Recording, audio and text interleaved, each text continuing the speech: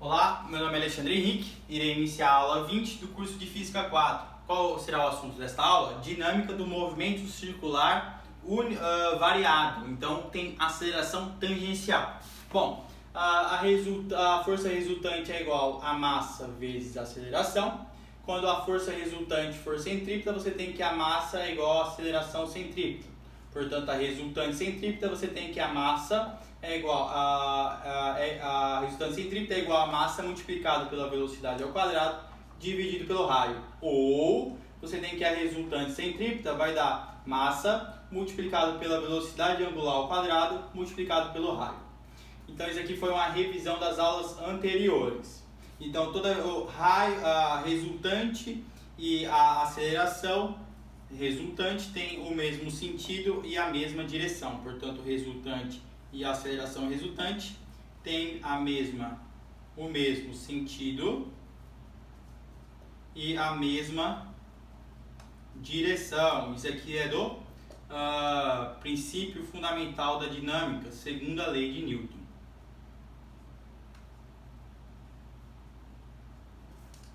Ok? Segunda lei de Newton. Bom, vamos agora para as quatro figuras. Vamos entender como que é o movimento. Então aqui seria o movimento circular variado. É aquele movimento que tem uma aceleração tangencial. Bom, ao fazer as quatro figuras, vamos fazer aqui a figura da força, movimento, aceleração e a resultante.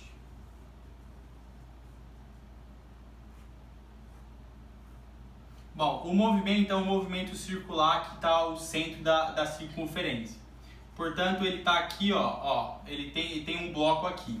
Esse bloco está fazendo um movimento circular. Portanto, para dentro tem o peso e para fora tem a normal. Ambas se anulam. Então, o peso e a normal estão se anulando.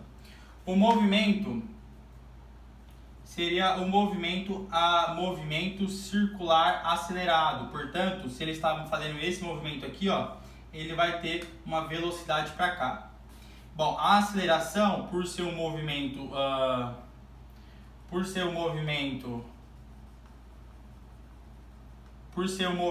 circular acelerado, ele vai ter aceleração tangencial e vai ter também a aceleração centrípeta. Portanto, a aceleração resultante vai ser uma soma vetorial da aceleração tangencial mais a aceleração centrípeta. Portanto, se é uma soma vetorial, aqui está a aceleração centrípeta. Como é que você soma vetorialmente?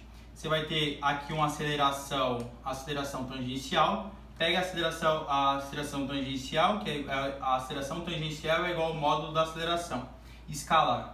E você vai ter a aceleração tangencial, você pega a pontinha e liga no rabinho. Pontinha no rabinho, aceleração centrípeta. Então aqui, para cá seria a aceleração resultante. Seria um triângulo, então a aceleração resultante ao quadrado, porque aqui forma 90 graus, vai ser igual a aceleração centrípeta ao quadrado mais a aceleração tangencial ao quadrado. Seria um triângulo pitagórico. Portanto, se a aceleração resultante está para cá, você tem que a força resultante tem a mesma direção e o mesmo sentido que a aceleração tangencial, que a aceleração resultante. Portanto, a força resultante estaria para cá. Aqui seria a força resultante. Então, se a força resultante está para cá, você tem uma força apontada para cá. Então, se a resultante está apontada para cá, justamente na diagonal, você tem uma força resultante também aplicada para cá. Bom, observação. Eu vou falar aqui. O que causa a variação da velocidade tangencial é a intensidade. Então, a resultante tangencial mede a variação da intensidade da variação da velocidade. Bom, o que causa a variação da direção e o sentido do movimento circular acelerado? O que causa a variação justamente da direção e o sentido da velocidade é a aceleração centrípeta. Portanto, está vendo duas. Tá vendo a variação da intensidade, está ficando cada vez mais rápido. E você está variando a direção e o sentido justamente por causa da aceleração centrípeta. Porque a aceleração centrípeta não varia a intensidade, varia somente a direção e o sentido do movimento. Perceba que aqui ele tem uma velocidade, quando ele estiver aqui, ó, ele vai ter uma outra velocidade, quando ele estiver aqui, ó, ele vai ter uma outra velocidade, quando ele estiver aqui, ó, ele vai ter uma outra velocidade. Por quê? Porque a velocidade, ela é vetorial, portanto, importa o sentido, importa a direção e importa a intensidade. Então, quem varia o sentido e a direção, a aceleração centrípeta. Quem varia a intensidade, a aceleração tangencial, que é igual ao módulo da aceleração escalar. Então, em cada movimento você está variando a velocidade. No movimento circular, a cada momento que você está percorrendo o movimento circular, você está variando a velocidade em sentido e direção. Se o movimento for acelerado, você está variando ele também na intensidade. Então, quem varia na intensidade, a aceleração tangencial. Quem varia em direção e sentido, a aceleração centrípeta. Bom, vamos fazer um exercício. Queria apagar aqui. Espero que você tenha entendido porque a resultante foi para lá. Mas o exercício vai ser o seguinte. Bom, ele fala inicialmente que a massa do objeto é 800 quilos, é um carro. 800 quilos, é um carro. A velocidade dele é de 20 metros por segundo. A velocidade dele é 20 metros por segundo. Ele fala que ele tem um atrito estático de 0,9 e um atrito dinâmico de 0,8. Porque o atrito estático é maior. Se você não sabe, você tem que assistir a aula de atrito. Então, a gravidade é 10 metros por segundo ao quadrado. E ele fala que o raio da curva é de 50 metros. Ponto. E ele fala que a aceleração do carro é 6 metros por segundo ao quadrado. Então, vamos fazer as 4 figuras. Bom, ele fala o seguinte. Aqui vai estar a força, movimento, aceleração e a resultante.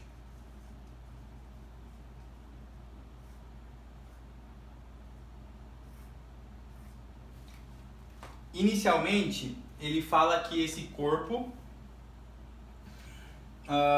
está fazendo uma curva. Ó, esse corpo ele está fazendo uma curva, mas ele está fazendo uma curva freando. Portanto, ele está no movimento circular retardado. Ó, porque você não pode frear numa curva. Você vai entender agora. Então, você vai ter uma aceleração. Esse corpo vai estar... Bom, se ele estava com o movimento para cá, ó, a velocidade dele estava para cá. Se ele está no movimento circular retardado, ele tem uma aceleração tangencial para baixo. E se ele está no movimento circular, ele tem uma aceleração centrípeta. Então, a aceleração resultante vai ser igual à aceleração tangencial mais a aceleração centrípeta. Portanto, vai ser uma soma vetorial. Então, vai estar aqui o carro, você vai estar a aceleração tangencial para baixo e você vai ter a aceleração centrípeta para o lado. Então, aqui vai estar a aceleração resultante.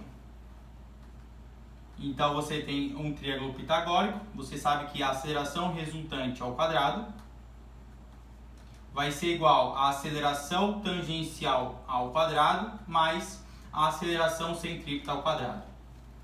Ok? Bom, ele diz, então, se você sabe para onde está apontado a aceleração resultante, você sabe para onde está apontado a força resultante. A força resultante está apontada para cá. Não, a resultante está apontada para cá. Se a resultante está apontada para cá, você tem a normal entrando e o peso saindo. Anula uma com a outra, não tem normal nem peso. Você tem que a força resultante está para cá. Tem uma força, qual será essa força? A força de atrito. Por quê? Porque esse carro tem de sair pela tangente. O que impede ele sair da tangente é justamente o atrito. Bom, ele diz, aqui você vai ter que dividir esse exercício em 3 diferentes visualizações. A primeira seria a radial. O que é a radial? Seria a visualização radial para o centro, o que está apontando para o centro. Você tem que, quem está impedindo que o atrito vá para a direita, que o carro vá para a direita, é justamente o atrito para a esquerda. Portanto, o atrito estático é igual à força resultante centrípeta. Portanto, o atrito estático vai ser igual a massa multiplicado pela velocidade ao quadrado dividido pelo raio. Então, aqui a gente está procurando o quê? O atrito estático. Qual vai ser o atrito estático? O atrito estático vai ser a massa, 800, multiplicado pela velocidade ao quadrado. Quem seria a velocidade ao quadrado? A gente está achando porque tem a radial, que está apontada para cá, e a tangencial, que está apontada para cá. Então, tem que achar o atrito estático primeiro, o atrito estático centrípeto, o radial. Então, vai ser multiplicado por 20 ao quadrado, dividido pelo raio. Quem é o raio? 50. Então, o atrito estático ele é igual a 6.400 newtons. Isso aqui, o atrito do radial, para ele não ir pela tangente. Mas agora vamos calcular o atrito tangencial, que é igual à aceleração tangencial. Portanto, o atrito tangencial, aqui na segunda figura, seria para o atrito tangencial. Quem seria o atrito tangencial? Seria justamente na tangente. Tangencial, que está tangendo o movimento.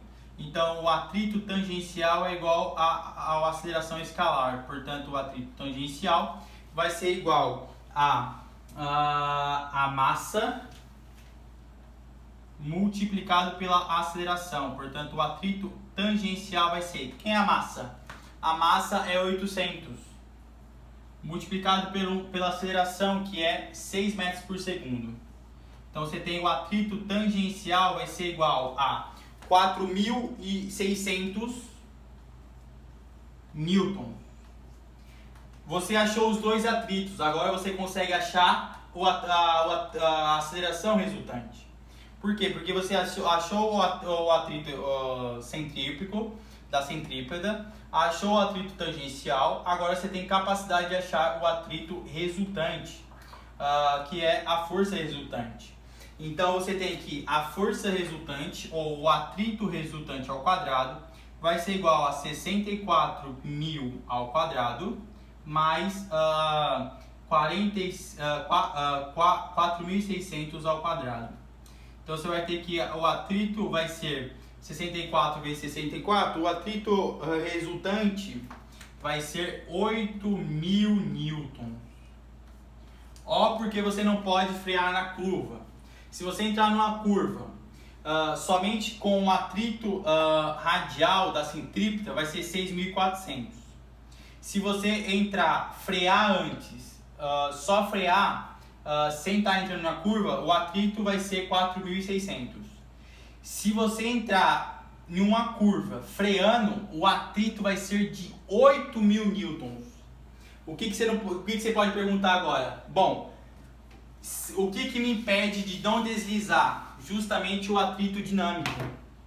O atrito estático máximo é o que me impede de não derrapar.